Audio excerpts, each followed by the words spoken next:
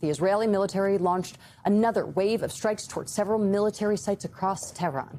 Iranian state media says some of the strikes hit the area near Mehrabad International Airport.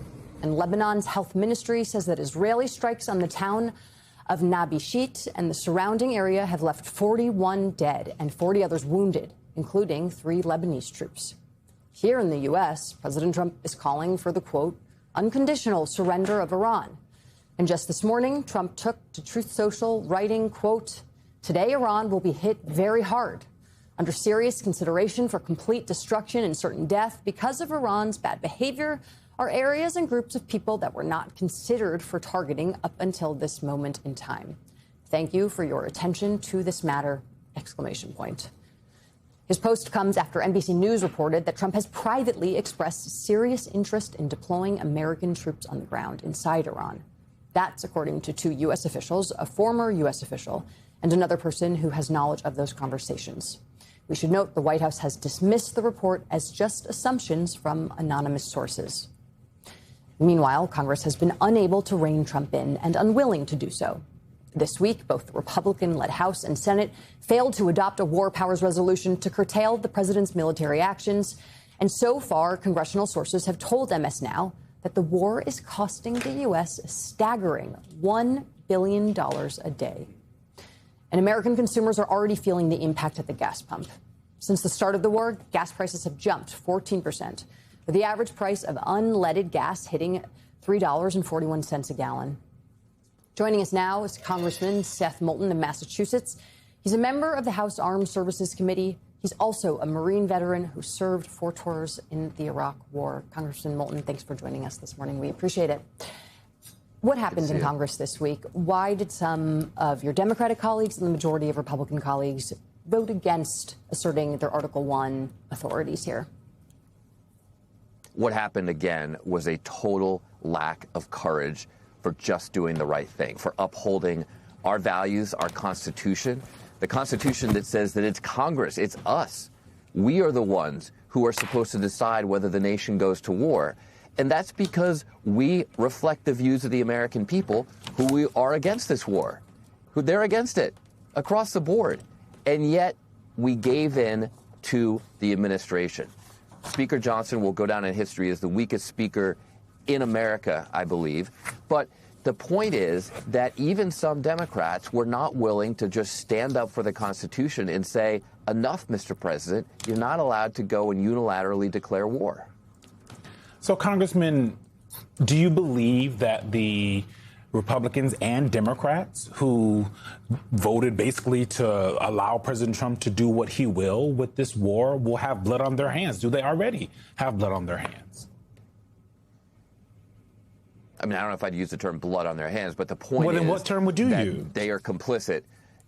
Complicit with this administration, complicit with the idea that the executive, whoever it is, can just commit massive amounts of the U.S. military in the face of no imminent threat. I mean, the fact that Rubio has to say that the imminent threat was from Israel, our ally, because they were going to strike, which means that Trump is basically able to be manipulated by an ally. He starts wars due to peer pressure. I think about that for a second. I mean, that's what the Secretary of State is saying. And for Congress to just say, oh, I guess that's fine. Go ahead. Let that happen.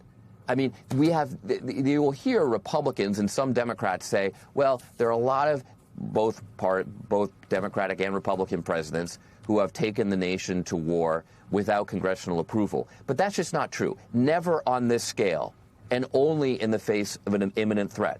There's no imminent threat. And this is absolutely a war, not a limited military action. The president from day one has said that this is a war. So Congress should just, regardless of how bad Iran is, regardless of how much you hate the Iranian regime, even if you think that we should take military action against Iran at some point, why doesn't Congress just stand up for itself and say we are the ones who just should decide to do this? We are the ones who should debate this with the seriousness that it demands, because young Americans are going to lose their lives as a result of this. Could be American civilians, too. So we ought to take our responsibility seriously and actually debate and vote on this. Congressman, on that point about American civilians, the president gave an interview to Time magazine on Thursday. And let me just read to you, and I'm sure you've heard about this, what he had to say when asked about concerns over attacks in the U.S. Asked whether Americans should be worried about retaliatory attacks at home, Trump acknowledges the possibility. Quote, "I guess," he says. Quoting still, "But I think they're worried about that all the time. We think about it all the time. We plan for it. But yeah, you know, we expect some things. Like I said, some people will die. When you go to war, some people will die." What has stuns me about that comment, but about the president's actions for the past week, is just how cavalier he seems to be about the threat this poses, not just to American service members, but also to the American people, the American civilians you were just talking about. Well, a lot of the threats, of course, to the United States and to our civilian population are classified so that we can deal with them appropriately. A few very specific threats that come from Iran we already know about, and that is the fact that Iran has targeted former administration officials like John Bolton, like Chairman Milley. And so what has President Trump done? He has taken away protection from them. So we just know, based on unclassified facts and recent history, that President Trump is inviting attacks from Iran against American civilians. Just let that sink in for a second. Congressman, there's a new Wall Street Journal reporting out this morning about the integral role that Lindsey Graham played in personally lobbying Bibi Netanyahu and coaching him on how to get Trump to ultimately take action.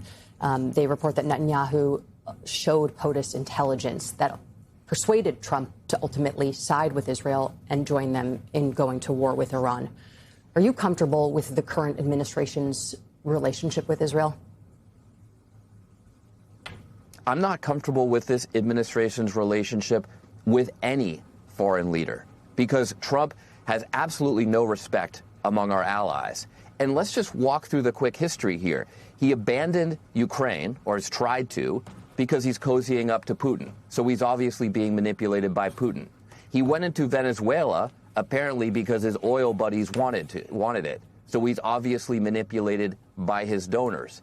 And now he started a war in Iran on a timeline set not by the U.S. military, not even by himself, but by Bibi Netanyahu. So he's obviously manipulated by Bibi.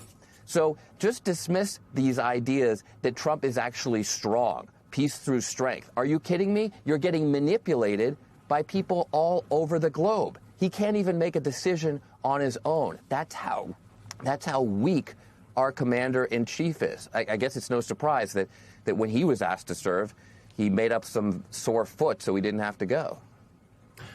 Those bone spurs, to be specific. Congressman, we've been talking about this the last couple of hours. Secretary of Defense Pete Hegseth and the administration writ large, using imagery of video games and movies to, I guess, memify what is a very serious situation, which is a war with Iran that has ballooned into a regional conflict and could balloon further. What do you think when you see that? And is Secretary of Defense Pete Hegseth, should he stick around? Oh, absolutely not. And by the way, behind the scenes, Republicans cannot wait to get rid of this guy. I mean, there's some serious debate about whether Noam or Hegseth should go first. But for most of the time that I've been in Congress this year, most Republicans have said Hegseth first. I mean, that's literally where it is. Which one of these people is so bad that Trump should fire them first?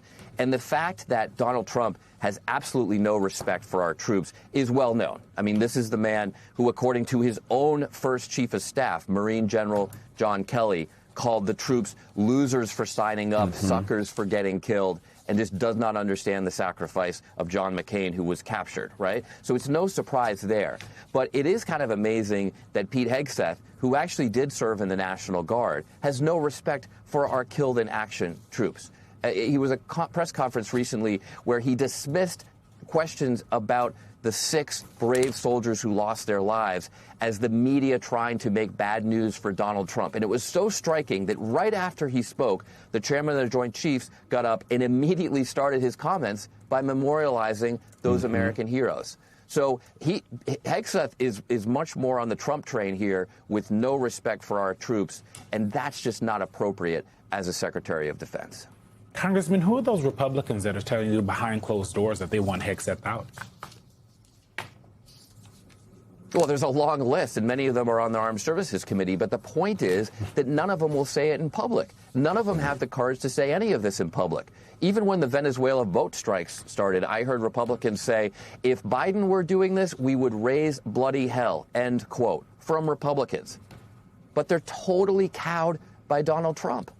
And that's just so pathetic. I mean, I don't understand what these people think they're going to tell their kids and grandkids about the time when Donald Trump was in power, and they did nothing to stand up not only for the Constitution, not only for American values, but for their own morality. I mean, how are they going to be able to explain this to their kids? Mm-hmm. I don't get it. Switch gears and talk about the economy. Yesterday, the February jobs numbers came out. 92,000 jobs were lost. The unemployment rate ticked up to 4.4%. That comes after, and I don't know if we have that graphic of the gas prices and how they've been ballooning, particularly over the last week. The president, when asked about all this, said something like, well, you know, this is just, when it comes to gas, this is just a short-term thing. And another instance saying, they go up, they go up. That's me paraphrasing. It seems to me that the way the president goes about his foreign policy is a reflection of the way he goes about his domestic policy, his economic policy. Yeah, well, it's almost like his pals don't care about gas prices. And I guess if you're just flying around in a private jet, you don't really care what the price is down the road at the pump. But for the rest of America, that really matters. And this really hits home. Here in Massachusetts, we've had a pretty cold winter.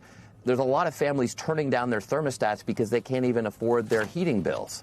So Donald Trump is completely out of touch with America. But, you know, the one thing he is doing is while a report comes out that Russia is providing targeting information on our troops to Iran, Donald Trump decides, well, we'll relax the sanctions on Russia. Another favor for Vladimir Putin. Putin is trying to kill our troops in the Middle East, and Donald Trump's response? No more oil sanctions on Russia. Congressman Seth Moulton. No, nope. And you couldn't write it. Congressman Seth Moulton, thank you so much, and we will keep waiting to hear some of those names from the Armed Services Committee who want Hegseth out. Thanks so much for joining us.